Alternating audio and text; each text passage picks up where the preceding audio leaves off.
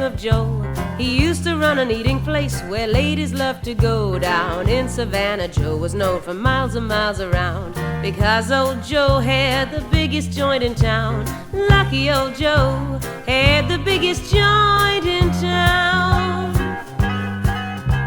Mothers brought their daughters in to sample Joe's dessert. The daughters just adored it, and they sampled till it hurt. One day a gal apologized for eating like a pig. "That's fine," said Joe, "that's what made the joint so big." Lucky old Joe had the biggest joint in town. Soon Joe was rich. He wore a diamond twice as big as a rock. But still old Joe wasn't satisfied with his life. He wanted to enlarge, so he began to advertise. He sent out picture postcards of his joint to show its size. His business got much bigger, but he didn't mind a bit. Said Joe, "I'll just feed them any kind of food." Poor old Joe, his business started going down.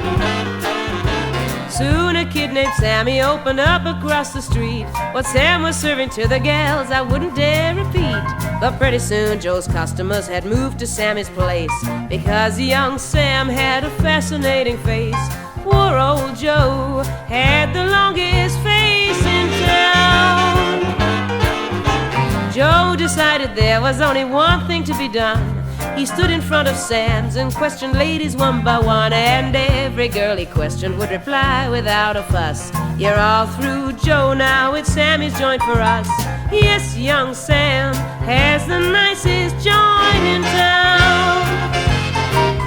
Joe tried and tried to get his business back to its normal state, but his hands were tied, and Sammy's joint was still doing great.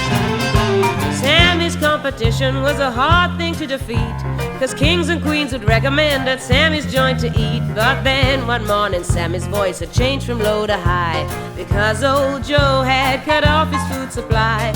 Now old Joe, wise old Joe, lucky old Joe still had